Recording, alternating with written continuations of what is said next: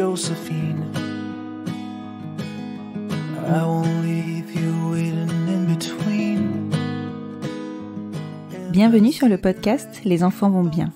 Je suis Constance, la créatrice et l'hôte du podcast. Dans la vie professionnelle, je suis doula. J'accompagne les futures familles dans la parentalité, mais ma vraie vie, c'est surtout celle de maman de 4 petites filles qui ont la chance d'avoir 2 mamans. Le podcast est né d'un double constat. Le premier est qu'en France, nous devons rassurer sur le fait que les enfants issus de familles extraordinaires vont bien. Le deuxième est que l'accès à la parentalité alternative n'est pas sans soulever de nombreuses questions. Alors chaque épisode du podcast y apporte des réponses éclairées et constructives. Maintenant, place à l'épisode. Vous écoutez l'épisode 6 de la saison 4. S'il y a un combat qui est vraiment très médiatisé sur le mois d'octobre, c'est bien celui contre le cancer du sein. Il est maintenant acté que le mois d'octobre est rose. On reste bien d'accord qu'aucune cause n'est suffisamment mise en lumière, quelle que soit sa médiatisation. Il nous est rappelé chaque année qu'à partir de 50 ans, c'est une mammo tous les 2 ans et de l'autopalpation tout le temps. Fonction des risques évidemment, la surveillance peut commencer bien avant. Oui, mais qu'en est-il quand on a 23 ans? Tout à construire, une femme fraîchement rencontrée et des envies d'enfant. Évidemment, on ne pense pas à s'autopalper, ni à la déflagration que représente un diagnostic de cancer du sein de stade 3. C'est pourtant ce que Florine et Marina ont dû intégrer dans leur quotidien, dans leurs projets, et maintenant dans la construction de leur famille. Malgré les épreuves, elles n'ont pas perdu leur appétit de vivre et l'énergie qu'elles mettent dans leurs projets. Et si, évidemment, elles ont dû envisager des situations terribles avant de se relancer dans la conception de leur famille, elles ont acté, comme leitmotiv, de prendre ce qu'il y avait à prendre et de continuer à vivre. Cet épisode peut vous paraître difficile et je ne doute pas qu'il le sera pour un certain nombre d'entre vous. J'avais moi-même une petite appréhension à l'enregistrer parce que je crois qu'on n'est jamais prêt à entendre l'injustice de la maladie. Et pourtant, j'en suis ressortie avec une pêche incroyable tant Florine et Marina croquent la vie à pleines dents et partagent leur enthousiasme. Elles savent à quel point chaque jour est précieux. Je ne vous en dis pas plus, je vous laisse découvrir leur histoire et je vous souhaite une bonne écoute. Bonjour Florine, bonjour Marina. Bonjour. Je vous remercie beaucoup de m'avoir proposé votre témoignage. C'est assez fréquent maintenant qu'on me propose des témoignages et ça fait plaisir, ça prouve que le podcast prend de l'essor. Vous avez un témoignage à nous proposer aujourd'hui qui est pile dans l'actualité et qui est nécessaire à mon sens parce que, encore une fois, c'est une spécificité qui n'épargne pas nos familles. Je ne vais pas en dire plus et je vais commencer par vous laisser vous présenter. Donc moi je m'appelle Florine, j'ai 28 ans, je suis mariée à Marina depuis bientôt 6 mois maintenant. Je fais des études d'expertise comptable et on a une petite fille qui s'appelle Ambroise qui est née le 1er août 2022. Voilà. Petit chat, tout bébé. Et toi Marina? Donc moi du coup je m'appelle Marina, j'ai 29 ans et je suis responsable d'un magasin d'électricité. D'accord, ok. Ouais. Donc vous êtes toute jeune. Ouais, c'est ça. Vous êtes des bébés. C'est relativement. Moi, je connais le thème de l'épisode, donc effectivement, forcément, ça m'impressionne que vous soyez toute jeune et que la pathologie dont vous avez été victime, on va dire, vous soit tombée dessus à cet âge-là. Aujourd'hui, on va parler notamment, mais pas que, du cancer du sein, qui s'est invité dans votre parcours de construction de votre famille. Oui. Alors, on va pas de suite en arriver là. Est-ce que déjà, parce que moi je suis une petite curieuse, vous pouvez me raconter comment vous vous êtes rencontrés? Ouais, on peut. Moi, donc, je suis une fervente sportive. C'est absolument pas vrai. Moi, je faisais du foot pour la 3e mi-temps et la cohésion d'équipe. J'adorais faire la fête et avec mes copines, nous voilà partis à faire un tournoi et je me romps les ligaments croisés. Bravo. Ouais, donc vraiment tout ce qui ne va pas, parce que normalement c'est plutôt les sportifs de haut niveau qui font ça, mais bon moi je l'ai fait quand même. J'ai attendu quelques années une année entière avant de me faire opérer parce que j'avais un nouveau travail, ça m'embêtait de me mettre en arrêt à ce moment-là. Enfin bref, il y avait plein de facteurs qui n'allaient pas en ce sens. Et au bout d'un an, je décide de quand même aller me faire opérer parce que c'était compliqué de tomber à chaque danse sur le dance floor. Et je croise à l'hôpital en rééducation Marina. Ah oui, j'allais dire, parce qu'il me semble qu'elle est dans l'électricité, donc enfin dans le commerce. C'était également fait les ligaments croisés. Et elle, pour le coup, est vraiment une sportive, enfin, était une sportive de haut niveau. Elle faisait du foot, un niveau semi-professionnel. Donc, elle s'était blessée pour de vrai et c'était vraiment une pathologie. Et nous voilà à nous rencontrer dans un centre de rééducation. Incroyable, mais Oui, vrai. donc pas dans les moments les plus glamour, on va dire, hein, soyons clairs. Ça commençait déjà bien. Et puis voilà, ça s'est fait et ça va faire 7 ans qu'on est ensemble maintenant. Voilà. Ah, mais vous étiez des bébés. Vraiment, jusqu'au bout. On fait tout bébé. Excellent. Et du coup, ça s'est fait, enfin, simplement, vous étiez toutes les deux déjà, vous connaissiez votre orientation sexuelle, enfin, rien de... Bon, on l'avait deviné, à vrai dire. Je sais pas, on dit qu'on a le radar, je sais pas si c'est ça, mais en tout cas, il y avait eu quelque chose qui s'était créé dans les échanges de regards. Ouais. Et en insistant un petit peu, et ben, on a commencé à parler. On a commencé à se parler. La rééducation a entraîné le fait qu'on s'entraidait dans les moments un petit peu compliqués de douleur. Et voilà. Et voilà. Excellent. Voilà, ensemble. Excellent. Concernant votre rencontre, on y est. Comment ça avance, en fait, après? Alors, après, on se met très vite en ménage toutes les deux. Parce qu'on est OK avec le fait, déjà nous, ça fait quelques temps qu'on a fait nos coming out personnels. Donc nos familles sont OK. On est sur un tremplin où il fallait s'installer. Marina a un contrat avec le DFCO, donc Dijon, au foot, pour jouer. On s'installe à Dijon par praticité. On commence dans la vie active. On achète un appart entre-temps. Bref, on va très vite. Oui, c'est clair. Chez nous. On se paxe au bout d'un an et on continue notre vie tranquillement ensemble sur la région dijonnaise avec nos amis. Après la suite. Et puis après la suite. Parce que c'est clair que vous allez vite, vous paxez au bout d'un an, acheter un appartement quasi tout de suite. C'est que vous aviez des certitudes, clairement. Alors, ouais, il y avait un truc qui s'est fait assez naturellement entre nous. C'était la complémentarité et c'est vraiment... Enfin, moi, personnellement, j'ai ressenti ça. J'étais sécurisée avec Marina et elle me canalisait. À l'inverse, je dévergondais un peu Marina et je l'amenais dans des autres horizons qu'elle n'avait pas l'habitude, enfin dont elle n'avait pas l'habitude. Et bien, ça s'est fait de manière très fluide et sans inquiéter personne autour de nous d'ailleurs, parce que ça aurait pu être un des points où nos parents auraient pu dire vous allez assez vite, on sait pas, vous êtes assez jeune, on avait 20 ans, 21, c'était vraiment le début de notre vie et non, tout le monde était OK avec ça et puis la preuve, on a bien fait. Et est-ce que vous aviez parlé parentalité avant ces engagements ou c'était évident, enfin? Non, pas forcément, on n'en avait pas trop discuté. Hein. Non. Toi, t'avais pas forcément envie? Enfin, c'était pas tout de suite, quoi. C'était pas dans mes projets, moi. Pour le coup, ouais, c'était pas dans nos projets. On avait envie de faire des carrières. Moi, je suis assez carriériste. Marina avait le foot. On avait des vies très prises. C'était pas du tout dans notre quotidien. Dans votre projet de vie. Et quand est-ce que c'est arrivé dans votre projet de vie? Alors, c'est arrivé un peu par la force des choses, on va dire, de faire un enfant. Enfin, pas par la force des choses, c'est vrai. Moi, j'ai tout le temps eu ce sentiment de devoir donner... Enfin, d'avoir besoin de donner de l'amour, en tout cas, à quelqu'un d'autre. Mon frère a eu sa fille, Charlie, qui a égayé notre quotidien.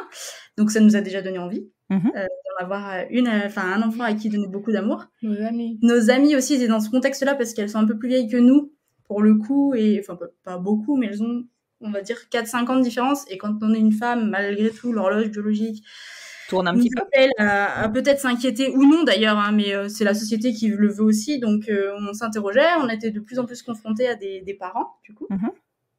Et on s'était dit que nous aussi, ça nous intéressait un petit peu, beaucoup, de devoir donner de l'amour et de concrétiser en fait notre schéma familial de cette manière.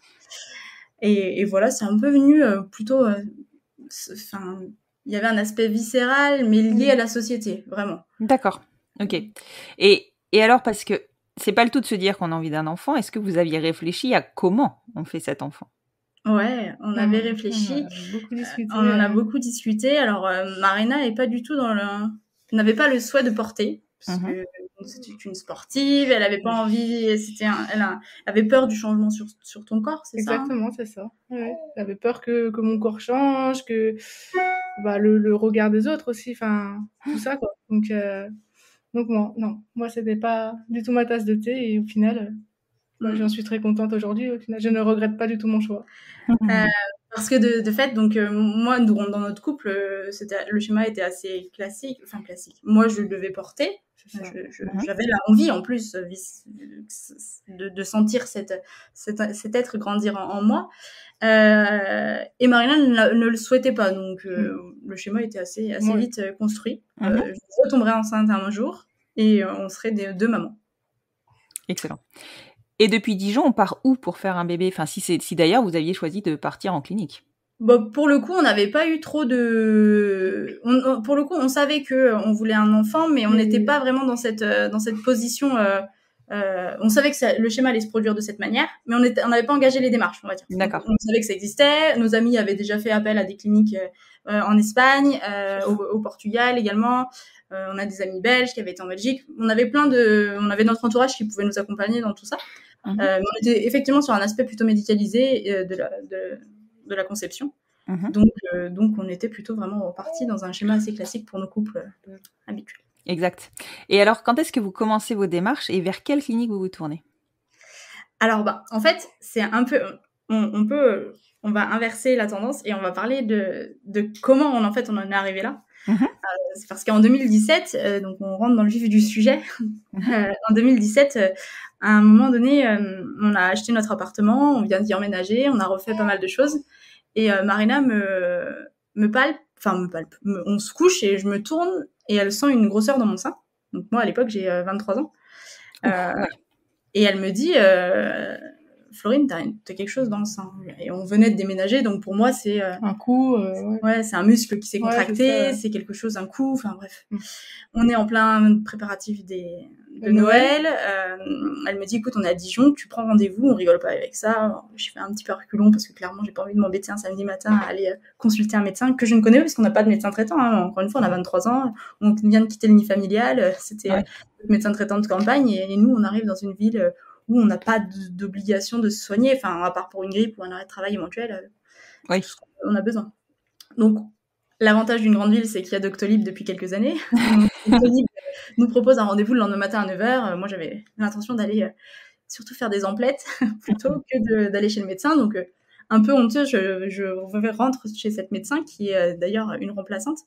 Elle m'accueille, elle me connaît pas, je lui dis que j'ai des maux de dents parce que je veux pas lui dire à la base que je viens juste pour une boule, quoi, dans le sein. Et elle m'auscule. Et puis entre-temps, je lui dis, bon, en fait, j'ai une petite boule dans le sein, est-ce qu'on pourrait regarder en même temps? Donc elle regarde, elle me dit, écoutez, je peux pas trop vous dire ce que c'est ou pas. Enfin, il faut faire une écho et une mammographie parce que j'ai pas les tenants, les aboutissants comme ça, juste au toucher. Donc nous voilà partis pour prendre rendez-vous le lundi matin au centre de Georges François Leclerc. Donc elle me donne le nom, elle me dit, il faut aller au centre Leclerc. Et moi, le centre Leclerc, dans ma tête, c'est Édouard Leclerc. Enfin, moi, je n'ai pas d'autres Leclerc dans ma tête. Donc, je me dis, toujours les emplettes. Ouais, mais 23 ans, je suis très, très innocente, et je me dis, au Leclerc, tiens, ils font des radios. Ah oui, quand même. Dans la zone commerciale, je m'étais dit, ils ont un espace de prévention où ils font des radios. Puis Marina me dit, écoute, ça doit pas être ça. Donc on appelle le centre Georges François Leclerc, donc c'est le centre de cancéreux. Et en fait, c'est que rapidement, ils donnent des rendez-vous très très rapides. D'accord. Donc pas de problème, on fait ce point-là. Il me donne un rendez-vous pour le mardi, donc vraiment le samedi matin, j'ai rendez-vous chez le docteur. Le mardi, j'ai un rendez-vous pour une mammo une échographie et plus si affinité. Et toi, tu t'alertes pas à ce moment-là, tu t'inquiètes pas? Ah mais moi, tout le monde me dit non mais attends, c'est dangereux, une boule dans le sein. Et moi je dis mais les garçons, tranquille, il y a rien de grave, on se détend. C'est impossible. J'ai 23 ans quoi. Non mais c'est impossible. Et Marina m'accompagne parce que on sait pas quand même. Enfin, Marina a un ressenti mauvais. Elle me le dit mauvais pas, pressentiment, mais elle sent que c'est pas ouf. Non, Et on arrive dans cette consultation, elle dure très très longtemps. Et Marina est en salle d'attente. Il sait que plus ça dure, plus c'est mauvais. C'est interminable, c'est clair. Et moi, je suis là-bas, elle me fait la mammo. À la mammo, ils me disent on voit pas trop, il faut faire une écho. Et je commence de m'inquiéter quand c'est plus la manipulatrice qui fait les examens, mais le médecin qui vient avec un interne. Ouais. Et qui me dit, bah, tu vois, c'est là. Enfin, je les entends parler dans leur coin. Et puis moi, en rigolant, je lui dis, oui, bah, ça va, c'est pas trop grave, calmez-vous. Je suis assez. Bon, je suis Légère, quoi. ouais, légère, surtout, sur plein de sujets.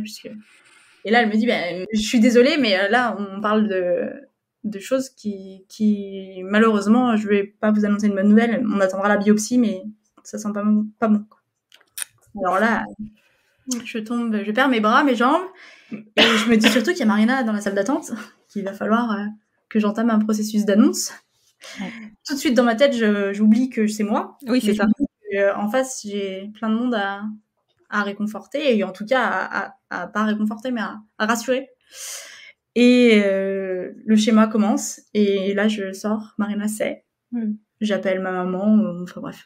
Le monde nous tombe sur la tête, hein, c'est cool. On attend quand même la biopsie, on a bon espoir. On est juste avant Noël. Ah oui, c'est vrai.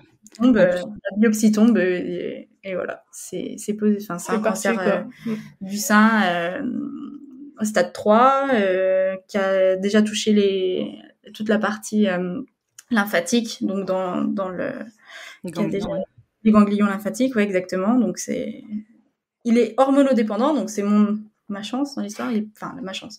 L'hormonodépendant est bien mieux soigné que le triple négatif. D'accord. Enfin, pas bien mieux soigné, mais on dirait qu'on a plus de facilité à trouver des chimios et des traitements. Donc voilà, nous voilà partis dans tout ça. Et là, on m'annonce tout de suite, parce qu'au-delà de ça, j'ai 23 ans, et on m'annonce tout de suite que les chimios vont rendre ma stérilité presque certaine. Et je vais être certainement infertile pour longtemps, et peut-être toujours. Donc, on fait un processus de FIV, de stimulation ovarienne. Ouais, il propose de préserver tes ovocytes. Et voilà, il me propose tout de suite de me préserver mes ovocytes, donc je consulte l'aspect gynécologique du CHU de Dijon qui sont très bienveillants, qui m'expliquent que voilà, on va stimuler, on va conserver les ovocytes, et puis quand j'en aurai besoin, au moins on en aura quelques-uns. D'accord. Donc ça part comme ça, tout nous tombe sur la tête, les traitements s'enchaînent, ça va bien, ça va comme ça doit aller en tout cas. Et puis au bout de 9 mois, 1 an de traitement, on m'annonce une rémission, une rémission. Après la chimio, une mastectomie, une radiothérapie. Oui, parce que attends, tu vas un peu vite, mais a priori, c'est génial pour la rémission. Mais les 9 mois entre le début et la fin, je pense que ça n'a pas été des mois. Non, ça n'a pas été des mois fort agréables, mais qui se sont passés quand même. Et j'ai été très très bien entourée. Et c'est là où on se rend compte qu'il n'y a pas que l'aspect médical qui influe, et que quand on a du monde autour. Et du monde bienveillant et plein de belles personnes et tout ce qu'il faut, ça booste. Bien sûr. Oui, parce que là, du coup, tu parlais de mastectomie, t'as pas pu passer au travers, je suppose qu'ils Non, je n'ai pas pu. Alors, c'était beaucoup trop... Moi, la tumeur primitive, ils appellent ça, faisait 7 cm sur 2. Et tu l'avais jamais senti, toi ? Je ne l'ai jamais senti. Alors, je me suis inquiétée en me disant, mais sérieusement, déjà, l'autopalpation, chez nous, ça n'existait pas. Oui, à l'époque, en plus, on n'en parlait pas. Ça aurait pu être effectivement... détecté à ce moment-là, mais moi sans Marina, c'est sûr que je m'en rendais pas compte, et au-delà de ça, je n'allais même pas chez le médecin si elle me forçait pas à faire les examens médicaux. D'accord, ouais, et puis en plus de ça, j'ai envie de te dire, même s'il y avait eu l'autopalpation à 23 ans, est-ce qu'on pense à s'autopalper ? Non, déjà, mais c'est pour ça que la prévention, elle est nécessaire à partir de la début de la puberté jusqu'à le début de la ménopause, quoi. Même parce que clairement, le fait que tu l'aies pris relativement tôt, même si vu la taille de la tumeur, ça paraît tard, clairement, ça a forcément influé sur le diagnostic, enfin sur le pronostic. C'est sûr, exactement. Ouais, tu m'étonnes. Et donc du coup, la mastectomie, elle intervient quasiment au début. En fait, je fais 6 mois de cure de chimio. Oui. Une fois que la chimio est terminée, on fait la mastectomie. D'accord. Alors ça, c'est suivant, à mon avis, les protocoles de chaque personne, mais moi, c'est comme ça que ça s'est passé. Et ensuite, j'ai 65 séances de radiothérapie chaque jour. 65 séances ? Ouais. C'est énorme. Ouais, ça me paraît, mais je me rends pas compte. On connaît très très mal. Hein. Alors, je sais pas. Encore une fois, peut-être que j'ai eu de la chance. Alors moi, je savais pas ce que c'était une chimiothérapie. Je savais pas ce que c'était de la radiothérapie. Je savais pas. J'étais vraiment un bébé dans l'histoire, et je m'attendais à tellement de choses horribles, parce que la première chose qu'on nous dit, mais c'est incroyable, t'as un cancer, mais là, ma pauvre. Enfin bref. Ouais. Et moi, je m'attendais à un truc, une chimiothérapie, je ne savais pas ce que c'était, quoi. En fait, j'appelle ça une perfusion avec des traitements dedans. Donc, effectivement, c'est dur parce que c'est les effets secondaires qui sont durs, mais la base est alors, je minimise beaucoup. Il faut pas le prendre de façon anodine et tout le monde ne vit pas la chose de la même manière. Mais moi, j'ai été très rassurée de voir que c'était juste une perfusion parce que j'avais l'impression qu'on allait me mettre dans un tunnel et qu'on allait toutes me casser en deux, qu'on allait me reconstituer après, puis tiens, t'as eu ta chimio. Alors que, bon, même si c'est très dur après, qu'il y a des nausées, la médecine fait quand même beaucoup de progrès et en termes d'effets secondaires, on est de moins en moins... ils essayent de faire des choses pour être de moins en moins sujet. Et est-ce qu'ils se sont prononcés, parce que je suppose que, en tout cas moi, on dit cancer, forcément je pense pronostic vital engagé. Moi aussi. Est-ce que eux se sont prononcés sur les risques qui étaient liés à ce cancer? Alors, ils se sont, comment dire? Moi, je leur ai tout de suite dit, mais en fait, du coup, il me reste combien de temps? Voilà. Et elle me dit, mais il n'y a pas de temps, en fait. C'est comme si vous traversiez un jour la route, vous faites écraser, c'est comme ça. On ne sait pas. On n'a pas de temps à vous donner parce que y a des gens qui vivent 50 ans avec un cancer qu'ils ont eu il y a longtemps. L'espérance de vie augmente de manière assez importante. La médecine fait des progrès et elle avait aucune donnée chiffrée à nous donner. Oui. Donc elle nous dit, ça va aller, on a des traitements, ça va se passer et vous allez voir, ça va être un mauvais souvenir. Et puis voilà, on n'a pas. En fait, ils répondent pas vraiment, quoi, parce qu'ils ont pas de. Non, ils peuvent pas savoir qui va bien réagir et qui va mal réagir. Exactement, c'est ça. Donc ils nous juste disent que les études font et les études prouvent que il y a plein de gens en bonne santé longtemps après. Ce qui est vrai. Et tant mieux. Mais c'est rassurant parce que, clairement, il faut être pris en charge suffisamment tôt pour que le cancer ne se généralise pas, parce que sinon, là, les pronostics sont plus les mêmes. Mais effectivement, a priori, de ce qu'on en sait, le cancer du sein se soigne relativement bien. Voilà, exactement. Mais donc ça, c'est notre partie 1. Partie 1. Donc là, nous voilà repartis. Ensuite, c'est 5 ans normalement de traitement minimum hormonal. Donc c'est des cachets à prendre. Voilà, exactement. Donc c'est pas aussi contraignant qu'une chimio. Il y a des suivis annuels. Entre-temps, on souhaite quitter la région dijonnaise parce que Marina a assimilé. En fait, on venait d'emménager dans notre appartement et Marina a assimilé l'emménagement, l'appartement à la maladie. Donc pour elle, c'est devenu très difficile d'être dans cet appartement. Elle a des souvenirs, que des mauvais souvenirs pour elle. Elle n'arrive pas à faire abstraction. Elle a besoin d'un retour au vert. Le foot, ça se passe pas très bien. On a besoin de changer d'environnement. Donc, on revient en Saône-et-Loire, dans la région de Tournu, par là-bas. Et on achète une ancienne longère à rénover, parce que on aime bien ça. On est un petit peu folle. Mais il fallait un nouveau challenge, quoi. Exactement, nous, on fonctionne comme ça. Nous voilà à commencer de rénover, donc on part habiter le temps que la maison soit à minimum vivable, chez mes beaux-parents, donc les parents de Marina, qui nous ont accueillis. Et puis on reprend une vie un peu classique, avec un nouveau travail chacune, on recommence de travailler. Alors moi, pendant la période de la maladie, j'ai continué de travailler parce que j'ai un employeur qui était vraiment top. Il accepte le fait que je sois absente, mais en même temps que je puisse revenir, donc on fait comme ça. Le temps quand ça va, je suis là, quand ça va pas, je suis en arrêt, et il accepte tout ça, et tout se passe plutôt bien dans tout ça. Donc j'ai continué de travailler toute la période, ce qui m'a aussi aidé à tenir, clairement. On va pas se cacher tout ça. Donc là, on commence d'arriver dans nos travaux et je commence de reprendre le sport, parce que je suis pas une très grande sportive, mais on m'a dit que le sport, ça faisait du bien pour la santé. Donc moi, j'ai une santé de caca-boudin. On m'a dit, on va faire du sport. Donc voilà, à retourner au sport, je prends un rythme, ça se passe bien. Alors c'est dur parce que vraiment je suis une feignante en plus, donc au-delà de ça, ça me fatigue, mais ça me fait du bien, ça me fait évacuer plein de choses. Et je ressens une douleur au dos particulière, mais rien de spécial.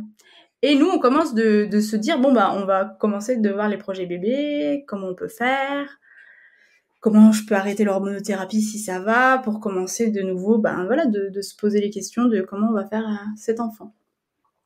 Alors déjà, on se confronte à un premier mur, c'est que mes ovocytes sont conservés au centre de Dijon. Oui, j'allais te demander ça, parce que comment ça s'est passé, cette préservation? Combien tu as réussi à avoir d'ovocytes? Et effectivement, normalement, s'ils sont à Dijon, tu dois retourner à Dijon. Voilà. Donc, j'ai 8 ovocytes préservés. Le professeur qui m'a reçu dès le début m'a dit, mais madame, vous êtes homosexuelle, donc vous n'aurez pas le droit d'accéder à vos ovocytes tant qu'il n'y aura pas de loi en faveur. On est en 2017, hein, quand donc la loi de... Ah, je savais pas ça.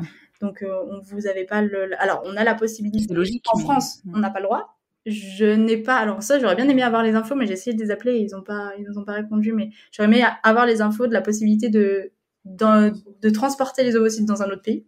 Je crois que c'est possible, sous réserve de moyens, et j'en suis pas sûre parce que tous les ans je reçois un petit bout de papier. Alors nos ovocytes sont conditionnés maintenant, qui nous demandent si on veut les conserver, les donner à la science ou les détruire. Bon, maintenant il y a le sécos, je crois, qui est dedans, heureusement. Mais bon, depuis pas très longtemps. Donc voilà, nous voilà dans ce truc-là. Donc là déjà on se dit, bon bah les ovocytes là-haut, faut qu'on voit comment s'organiser. Sauf qu'avant il faut l'aval de l'oncologue de oui, vous pouvez continuer, arrêter les traitements, gérer de l'hormone interne, parce que faire des enfants c'est aussi avoir des hormones féminins qui se remettent en place, tout ça, des cycles qu'il faut avoir, si la fertilité de mon corps est toujours ok, malgré le fait que la chimio est intervenue depuis quelques années. Enfin bref, tout un schéma médical à anticiper en amont. Et cette douleur au dos continue de persister. Et en fait, cette douleur au dos, c'est parce que le cancer a métastasé, simplement. Ah, ils s'en étaient pas rendu compte avant? Et non, parce que le problème d'une métastase, c'est qu'elle peut être silencieuse pendant 10 ans et se développer un jour. Et il n'y a que quand elle se développe qu'elle fait mal. D'accord. Et après, c'est chiant, quoi. Donc, en fait, mon cancer du sein, c'est métastasé dans les os. Donc là, on parle... C'est le même cancer, hein. C'est la même base, donc c'est toujours un cancer du sein, sauf que j'en ai plus, c'est généralisé en gros. Donc je suis en stade 4, donc là on parle plus les mêmes pronostics, donc là c'est impossible d'arrêter le traitement, donc on repart en chimio. Oh là là. Et nous, entre-temps, on a vraiment par contre là c'est devenu viscéral, et là on est dans les démarches, quoi. On fait un enfant. Et là, bah moi, elle me dit, mais vous aurez pas d'enfant, enfin pas vous, quoi, c'est pas possible, vous pouvez adopter, vous pouvez, mais vous allez pas pouvoir porter. Bon, alors déjà, ok. Ouais, la claque. D'accord. Alors bon,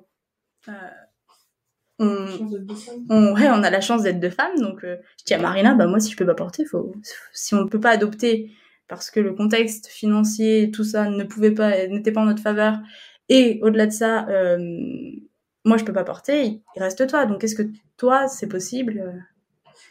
Donc moi il a fallu que je fasse ce deuil qui a été difficile, très difficile. Bah oui. Et Marina, le chemin inverse, de se dire, bon, comment on fait? Qu'est-ce qu'on fait? Donc là, un peu compliqué aussi. Oui, et puis en plus de ça, je suppose que dans cette histoire de deuil, il y avait vos deux chemins qui allaient se croiser. Et est-ce que toi, tu lui en voudrais pas d'arriver à porter? Est-ce que elle t'en voudra pas de devoir porter? Donc ça a été une grosse discussion. On en a parlé longtemps. Notre couple, c'est vraiment de la communication, parce que je parle beaucoup, c'est marrant. Et du coup, j'échange beaucoup, j'essaye de justement creuser l'abcès avant qu'il arrive, parce que sinon, c'est une cata. Et on sait que c'était difficile pour moi, parce que au-delà du fait que effectivement on partait dans ces types de configuration, donc moi je devais faire le deuil de pas porter un enfant, et Marina devait accepter potentiellement le fait d'en avoir un. Je veux dire, de porter un enfant, parce que c'est pas la maternité, c'était vraiment le porter. Voilà, exactement. Et en plus de ça, s'accompagne la vie médicale où on va rentrer dans des traitements lourds, ou faire un enfant dans ces périodes-là, bah, c'est quand même un risque en termes de gestion, d'émotion, de tout ce qui va avec, de temps. Et troisième inconnu, c'est quand même le temps qui nous reste, en fait. Parce que là pour le coup, on était dans un truc où l'oncologue, on lui a dit, mais par contre, là, du coup, on est dans quoi? On est dans quel... oui, parce que le premier, il n'y a pas de problème.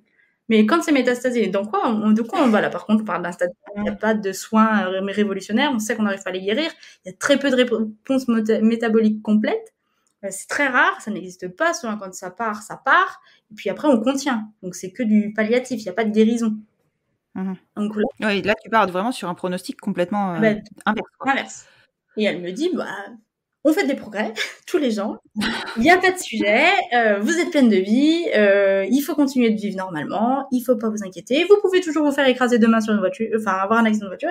Il faut arrêter de croire que et mon oncologue est géniale dans ce sens-là et elle a assez raison. Même si on a une épée de Damoclès au-dessus de la tête, elle dit vous savez, vous allez peut-être mourir de complètement autre chose. Donc arrêtez de vous focaliser là-dessus. Vivez.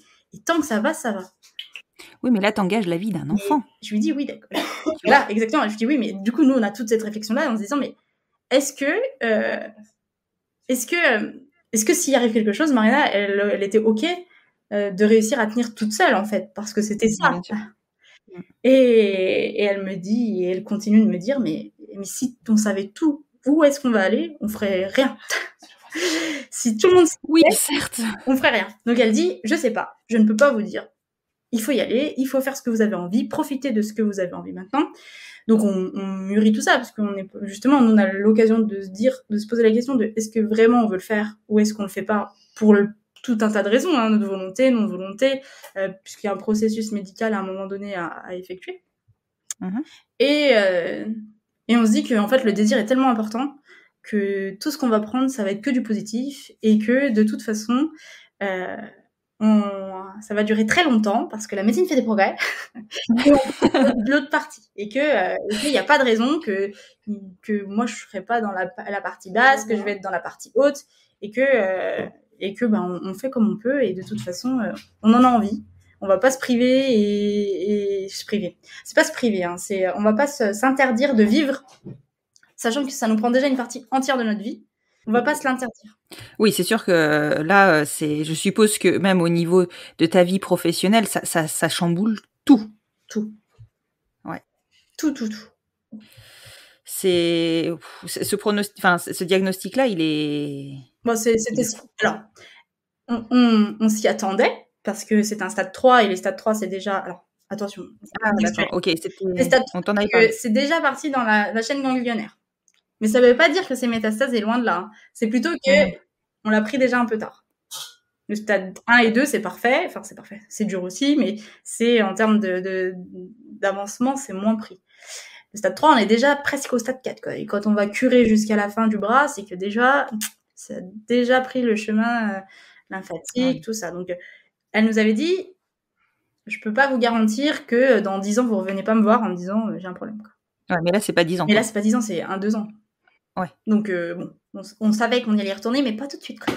Oui, mais c'est vrai que là, je suppose que même déjà, dès l'annonce de la métastase, vous avez pris une sacrée claque. Quoi. Ouais. Et au-delà de ça, toutes nos amies font des enfants. Et nous, on en veut maintenant. En plus, oui. Et là, c'est dur. On est très heureuse pour elle. Et moi, j'annonce aux gens que je récidive et qu'en plus, c'est la vraie merde. Et eux m'annoncent qu'ils ont des enfants, qu'ils sont enceintes. Ouais. Alors là, c'est papa. Je me prends dans le... Ah, tu m'étonnes. Donc là, pour garder le moral... Ouais, c'est super dur. Gros coup de moins bien. Gros coup de... On s'isole un peu, on se ferme parce que c'est trop dur, parce que nous, on va à l'hôpital pour essayer de s'en sortir. Et elles vont à l'hôpital pour faire des enfants, quoi. Et moi, ça me blesse, Marina, ça la blesse. Et c'est pas qu'on leur en veut parce que bien sûr que c'est génial et que c'est tant mieux. Et on les aime d'amour et on est tellement heureuse pour elles. Mais nous, on en chie, quoi. Ouais. Et on se dit, mais qu'est-ce qu'on a fait, quoi? Bon, on n'a rien fait. On est comme tout le monde, on subit. Mais il n'y a pas de question pragmatique sur ça. C'est juste que c'est comme ça. Enfin. Et du coup, après cette réflexion qui, je pense, a dû mettre un peu de temps à maturer, quelle décision vous prenez et comment vous avancez? Alors, du coup, on prend une décision, on fait un pied de nez à ça et on se dit, ok, c'est là, comme d'habitude, de toute façon, on vivra avec toute notre vie, maintenant on le sait, ça fait partie de notre vie. Et au-delà de ça, donc on commence des traitements, et nous, on a vraiment cette envie, donc Marina, dans sa tête, ça mûrit tout doucement, que c'est elle qui va devoir faire, qui devra apporter. Et moi, je prends la maladie vraiment, ok, c'est comme ça, on y va, on va se soigner, on verra. Il y a des progrès, donc on va y aller, quoi. On verra. Et ça marche. Donc les progrès sont là, les marqueurs des cancers diminuent, les prises de sang sont bonnes, le traitement que j'ai en place fonctionne, j'ai moins de douleurs au dos, enfin bref. Plein de choses positives. Et on se dit, si c'est des choses positives, c'est que maintenant, le positif attire le positif. C'est Léna Situation qui dit ça, mais c'est vraiment vrai, et on y va, quoi. Et on se dit, allez, c'est le moment.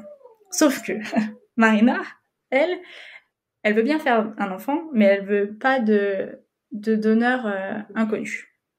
Alors là, D'accord. Vous en aviez discuté de ça en amont? ouais, parce que de fait, Marina avait fait un chemin dans sa tête, c'était OK pour porter à condition de connaître le donneur.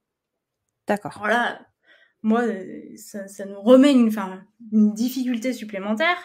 Légal, premièrement. Deuxièmement, il faut le trouver. Troisièmement, il était hors de question qu'il y ait un échange. Enfin, nous, on voulait pas d'échange financier parce que il y avait une relation malsaine dans l'histoire pour nous. Encore une fois, c'était pas notre but. Alors que on avait engagé parce que avant de récidiver, on avait engagé par contre les rendez-vous avec Eugène, c'était en Espagne. D'accord. Pour moi. Donc là, par contre, on a été parti en espèce médicalisé complet, classique. Donc là, il a fallu aussi faire ce chemin-là pour moi, de fait, d'avoir un donneur connu, avec toutes les inconnues que ça entraînait. La place de ce donneur dans l'histoire. La relation qu'on voulait conserver ou non avec ce donneur, le trouver. Bien sûr. C'est quand même pas anodin.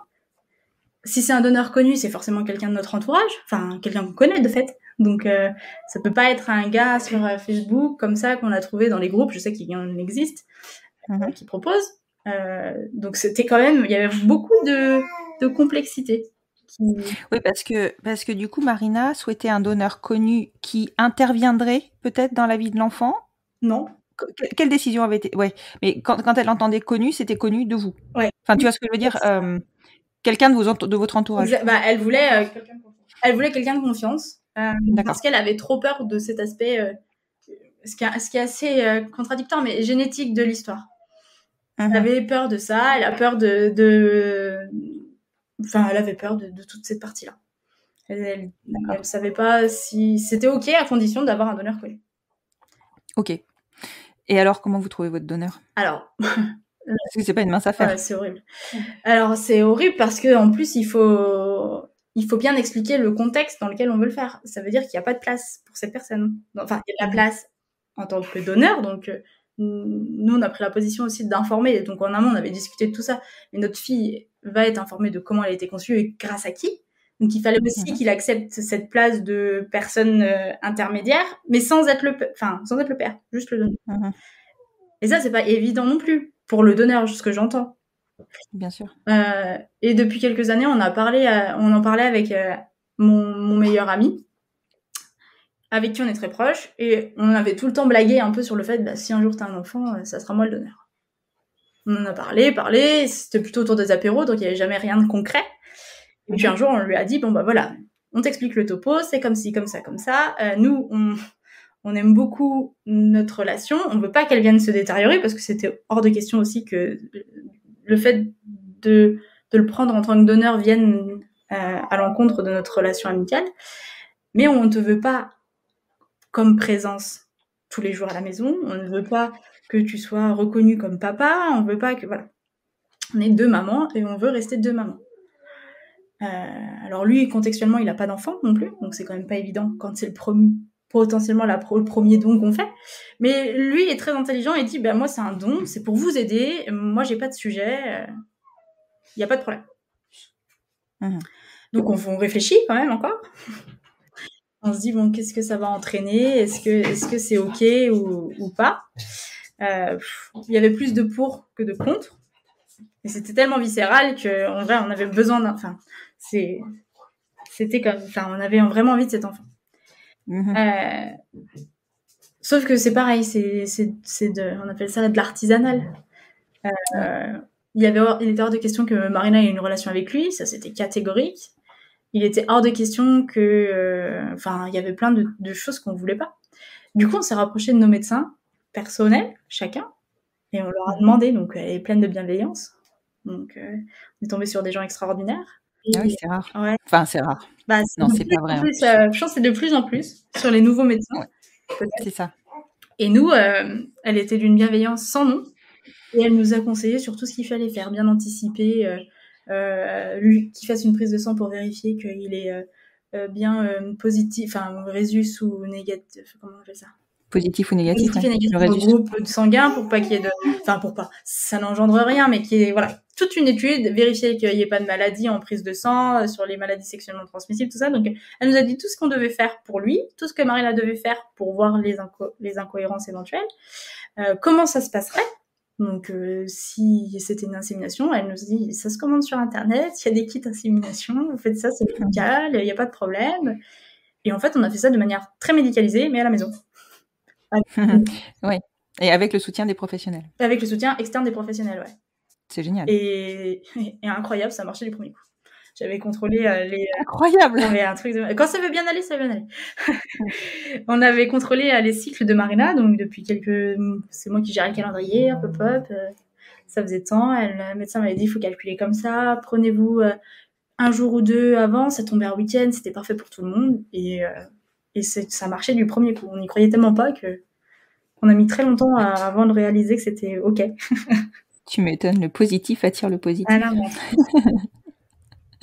c'est génial. Franchement, après tout ce que vous aviez enduré, enfin, tu vas ne pas galérer sur la conception, c'est quand même... On se disait, mais si ça prend 1 an ou 2, ça va être encore plus dur de devoir le gérer. Et tellement pas de pression. Et en fait, après, on s'était dit, on essaye comme ça, on verra, parce qu'en plus, t'essayes, enfin, c'était archaïque. Enfin, je veux dire, on n'a pas de notion de médical, même si on sait comment ça se passe. Il n'y avait pas eu de stimulation pour Marina, donc il fallait que le cycle aussi de Marina soit prêt. Elle a par exemple, elle a pris des pilules, enfin la pilule pendant des années juste pour réguler son acné, alors qu'il n'en avait pas besoin. Mais les gynécologues à l'époque, ils prescrivaient ça comme du petit pain. Donc elle prenait la pilule pendant très longtemps. Donc il a fallu aussi arrêter tout ça en amont. Enfin, on savait pas vraiment dans quel schéma on s'orientait, même au niveau de la fertilité de Marina. Enfin, personne n'était au courant de tout ça, quoi. Et incroyable, ça a marché, premier coup. Waouh. Et alors, comment se passe, parce que toi, je suppose que tu es toujours en traitement à ce moment-là. Toujours, ouais. Et toujours en chimio, du coup, à l'hôpital? Alors, de fait, c'est plus des chimios, parce qu'il y a de la chimio, enfin, ça peut être des chimios, mais c'est quand on est vraiment, enfin, bref, ça dépend des protocoles. Mais moi, il n'y a pas de chimio, c'est des traitements pour ralentir la progression de la maladie et la contenir. Et si ça veut bien aller, la détruire. Mais dans un premier temps, c'est la limiter, la contenir, et ensuite, si ça veut bien, si elle est réceptive, ça la nécrose.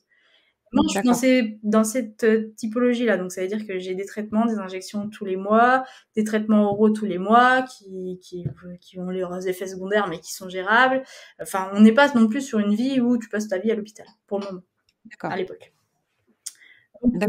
Donc, voilà. Donc, on accueille ça comme une jolie fleur.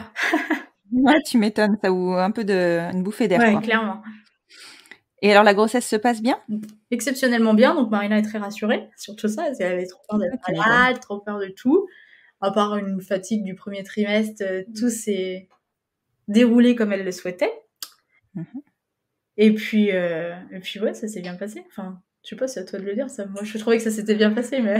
Non, ça s'est super bien passé. Moi, oui, j'avais peur de prendre des kilos, et au final, nickel, j'ai pris 8 kilos, Enfin, je me sens très bien, je me suis sentie bien pendant la grossesse. Non, franchement, j'ai vécu une grossesse... Franchement, si c'était à refaire, je le referais. Ah, tu vois? Excellent. Et au moment de l'accouchement, parce que souvent, quand on appréhende de porter, on appréhende aussi d'accoucher. Ah, bizarrement, je n'appréhendais pas du tout l'accouchement. D'accord. Ah ouais, non, François, c'est pas ce qui m'inquiétait. Ok, non. Top. Non, ouais, j'étais assez tranquille sur ça, ouais. D'accord. Excellent. Et toi, Florine, du coup, pendant la grossesse, comment tu vis cette grossesse? Est-ce que ces fameuses craintes d'en vouloir peut-être à Marina se présentent ou pas? Absolument pas. On s'est dit que c'était difficile aussi bien pour l'une que pour l'autre de faire le chemin inverse, hein, parce qu'il a fallu faire un deuil et Marina, il a fallu accepter le fait que c'était elle qui devait prêter son corps. C'est pas ce que je veux dire, mais utiliser son corps en tout cas. Et en fait, on vit ça de manière très fluide. Finalement, c'est presque logique. Enfin, moi, j'ai un autre combat à mener. Elle est là pour me soutenir, mais elle porte la vie qu'on a décidé de créer. Donc, tout le monde s'imbrique bien. Chacun gère son corps un peu comme il peut, comme il l'entend. Et en fait, je crois que c'est ça qui attire nous, on s'est retrouvés vraiment équilibrés. Moi, j'ai été très, très, je suis très présente dans tout ce qui a été, enfin déjà je suis très présente dans notre couple, c'est pas ce que je veux dire, mais comment je peux dire, j'ai été très tous les soirs il y avait le massage pour le ventre. Marina elle s'occupe pas de tout ça, elle est très elle se fiche un petit peu de cette partie-là, donc moi je m'occupais de tout ça, c'est moi qui ai fait les recherches pour les nounous, donc j'étais très impliquée, mais à mon niveau comme je le voulais si j'avais eu porté. Marina s'est occupée de porter l'enfant et de la mettre au monde, et ça a été incroyable parce qu'elle a été incroyable et que c'est grâce à elle qu'on en est là aujourd'hui. Mais au-delà de ça, toute la partie administrative, toute la partie gestion personnelle, c'est tout de moi qui ai géré, et ça m'a inclus en fait à notre niveau comme d'habitude. C'est juste c'est pas moi qui ai porté, et j'en ai pas ressenti finalement cette envie si prenante qui m'inquiétait. J'avais d'autres combats à mener, et finalement on a trouvé notre équilibre comme ça. Excellent. Ouais. Et alors quand Ambroise arrive, comment se passe cet accouchement? Bon, ça vous y avez répondu plutôt bien. Plutôt bien. On est accompagné par une équipe qui est incroyable. Les gens sont d'une bienveillance. Moi, j'avais vraiment peur d'arriver dans cette salle d'accouchement en me disant mais ils vont me prendre pour la mère ou la sœur. Je vais pas être inclus, ça va me fatiguer. Il va falloir que je justifie qu'on est mariés, que c'est mon épouse, que c'est moi la mère de l'enfant. Enfin bref. Et en fait, on tombe sur une équipe qui est incroyable, qui nous dit mais pas de problème. Moi, pour la petite anecdote, par exemple. On rentre dans la salle d'accouchement, donc Ambroise est né. Depuis le début, on est très bien traités à armes égales en tant que deux mamans, pas de problème. Et il y a un moment donné, il y a l'auxiliaire qui passe et qui vient refaire le lit. Moi, Marina, elle fait sa toilette, donc le lit est refait puisque je suis venue, j'ai fait le lit. Enfin, bref. Elle me dit mais faut pas refaire le lit, nous on vient, on change les draps, on refait, bref. Et elle dit la sage-femme va venir vous ausculter. Et je dis mais par contre c'est pas moi qui ai porté. On se justifie toujours dans cette situation. Oui, on est un petit peu différentes, on est mariés, on est. Ah mais elle dit mais moi je m'en fiche de savoir. C'est juste que j'ai besoin de savoir qui est la patiente. Je sais que vous êtes deux mamans, mais il faut savoir qui est la patiente pour pas qu'elle vienne vous ausculter. Tu sais, elle a pas utilisé ce terme de c'est elle la mère biologique et elle la mère de. Oui. C'est une patiente qui a été accouchée, et j'ai trouvé ça bien. Il y a eu un gros travail de fait, en tout cas dans notre hôpital. Et je trouve que c'est assez rassurant sur l'avenir. Et on a été accueillis comme une famille classique, peut-être même encore plus chouchoutée. Et alors, vous disiez qu'Ambroise était née en août. Ouais. Donc, elle a 3-4 mois? Ouais, 3 mois 2 mois et demi. Je sais même plus compter. Je sais même plus quel jour on est, tu me diras. C'est ça. Voilà. Et donc, c'est un tout petit chat encore. Vous êtes mariés il y a 6 mois, donc pendant la grossesse. Ouais. C'était une volonté liée à cette grossesse, liée à votre vie C'était une volonté à notre vie, mais surtout engendrée et accélérée par la grossesse, pour que on puisse, parce qu'on a fait comment expliquer.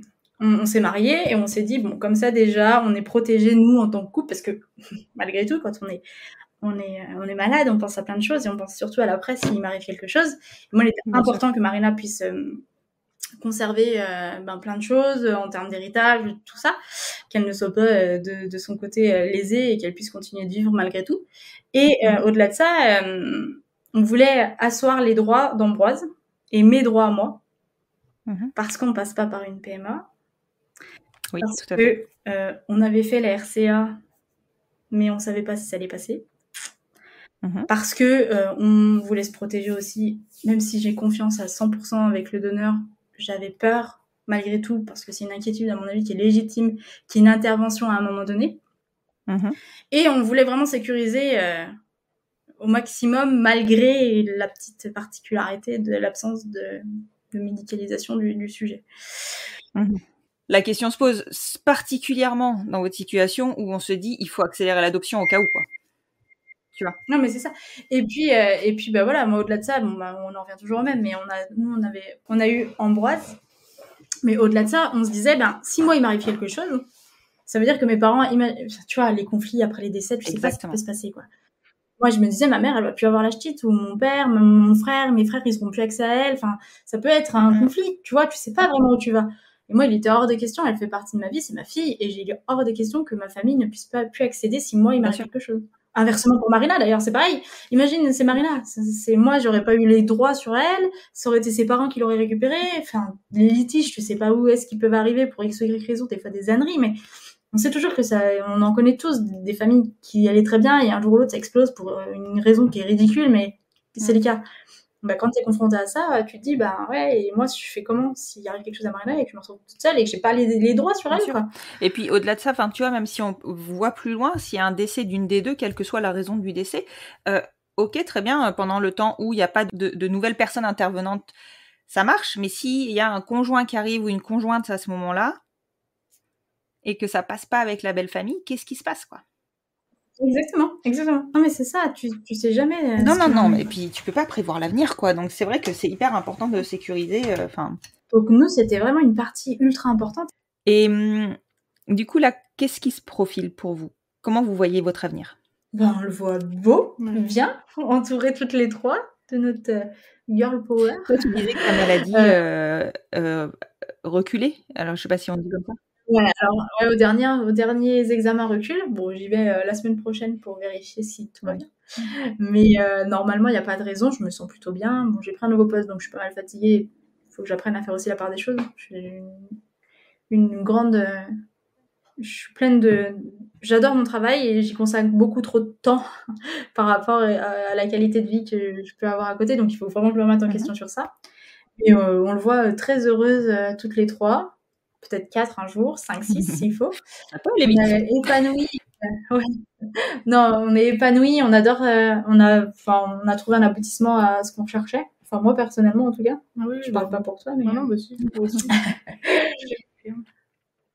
Ouais, non, moi, je suis que du bonheur, en vrai. Ouais. Je suis pas d'autres sujets. On a hâte de pouvoir découvrir Ambroise dans toute son évolution, de la voir avancer, de la voir se construire dans un schéma qui nous rassure parce que vraiment, on n'a pas d'inquiétude sur l'avenir. On est vraiment sereine. Enfin, moi, je suis sereine sur ce qui va arriver et c'est que des moments comme ça qui font que ça accentue le fait qu'on n'a pas d'insécurité entre nous et avec l'avenir. Vraiment. Toi non plus. T'es heureuse? C'est génial, hein, honnêtement. Vous véhiculez du positif, tu vois. En enregistrant cet épisode, je me suis dit, ça va peut-être pas être facile à enregistrer comme épisode. Il y en a des épisodes qui sont plus difficiles que d'autres et c'est normal.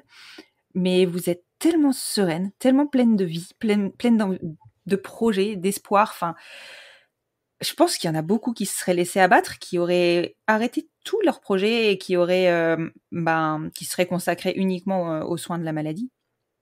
Franchement, waouh. Enfin, je ressors, là on va clôturer cet enregistrement et je ressors de cet enregistrement avec juste, j'imagine, je vous vois comme des Wonder Woman, quoi. Non mais vous véhiculez du positif et de l'énergie surtout, beaucoup d'énergie. Ouais, je pense que ça fait partie entre autres du fait qu'on continue et c'est ce qui nous fait nous a tout le temps faire. Il y a des coups de moins bien, hein, c'est pas tout le temps tout rose, bien évidemment. Loin de là. Hein. Mais sinon, on est plutôt rassurés sur l'avenir qui se profile et non, on est heureuse. Et ça se voit, ça s'entend, ça se ressent. Et franchement, je vous souhaite qu'une chose, c'est que votre vie soit la plus longue possible et remplie de petits bambins autant que vous en voudrez. C'est clair. En tout cas, je vous remercie beaucoup de m'avoir proposé ce témoignage parce que honnêtement, c'est relativement difficile d'aller chercher un témoignage sur des difficultés de vie, on va dire. On n'a pas forcément envie, déjà on ne sait pas comment s'adresser aux gens et on ne sait pas ce qu'on va remuer en proposant de témoigner. Donc vraiment merci, je pense que c'était hyper important. C'est d'autant plus important que, on le voit, le cancer du sein n'épargne personne, ni les plus jeunes, ni les plus vieux, quel que soit le sexe d'ailleurs, et l'orientation sexuelle, il y a pas de règle en fait. Donc l'autopalpation, faut la pratiquer. Il y a pas mal de vidéos, j'en avais repoussé. Clairement, c'est ce qui t'a sauvé. Hein, on va dire ça. Je pense que tu dois beaucoup à Marina, sans vouloir en rajouter une couche, mais c'est beaucoup de et surtout, écoutez, allez. Le moindre doute, on va chez le médecin. On va faire contrôler. Exactement. Vous néné et allez chez le médecin. C'est tout ce que exactement. Pas de gêne, pas de honte. C'est sa vie qui est en jeu. Hein. Merci beaucoup. Merci à toutes les deux. Merci. Et puis, je vous dis à très bientôt. J'ai hâte d'avoir de vos nouvelles. Ouais, merci. À très bientôt. À bientôt. Au revoir.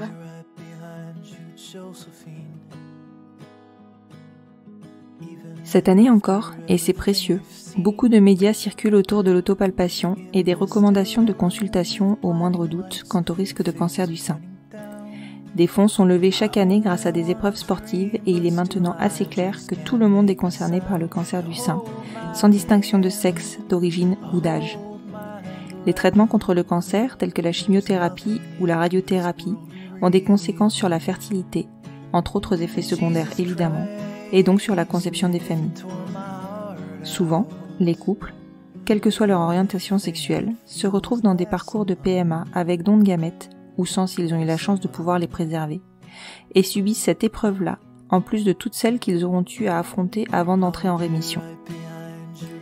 Depuis la nouvelle loi bioéthique de 2021, les couples de femmes peuvent avoir l'usage de leurs ovocytes préservés, mais cela n'a pas été le cas durant de longues années, obligeant souvent les familles à renoncer à leur désir d'enfant. J'espère que cet épisode contribuera à sensibiliser autour du cancer du sein et à vulgariser un peu plus autour de cette maladie. Je vous retrouve la semaine prochaine pour un épisode d'un tout autre acabit. Vous me demandez souvent depuis la rentrée si je vais poursuivre le fil rouge avec Caroline et Léa pour connaître la suite de leur parcours. J'ai fait le choix en ce début d'année de réduire la fréquence de mes épisodes pour me préserver et me permettre de développer mon activité de doula.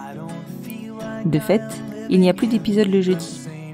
Donc, nous nous retrouverons la semaine prochaine avec Caroline et Léa pour un épisode plus long que d'habitude et sur un format d'interview, comme les épisodes du lundi. Vous avez hâte, je le sais. Enfin, vous me demandez souvent comment soutenir le podcast. Le meilleur moyen est de lui donner plus de visibilité, partage sur les réseaux sociaux, notation sur les plateformes d'écoute, bouche à oreille, et je sais qu'il fonctionne bien. En gros, faites du bruit, plus vous en ferez, et plus ma reconnaissance sera grande. Merci, merci, merci pour votre soutien. Et maintenant que vous avez la pêche, je vous souhaite une excellente semaine.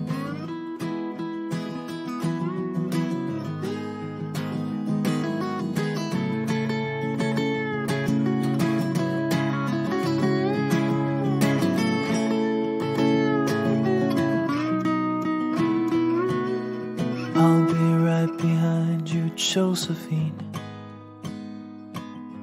Even when my soul's an amputee, and my bleeding heart is sinking in the lake inside my chest. So I grab what I can cling to and I leave behind the rest. Now hold my hand, I'll hold my breath. There's nothing in this world we really own. Jesus Christ, if you tore my heart out, the only thing I'd feel was less alone. Now hold my hand and take my breath and leave behind the things you'll never own. And Jesus Christ, please tear my heart out. Oh, I wanna feel a little less alone, less alone.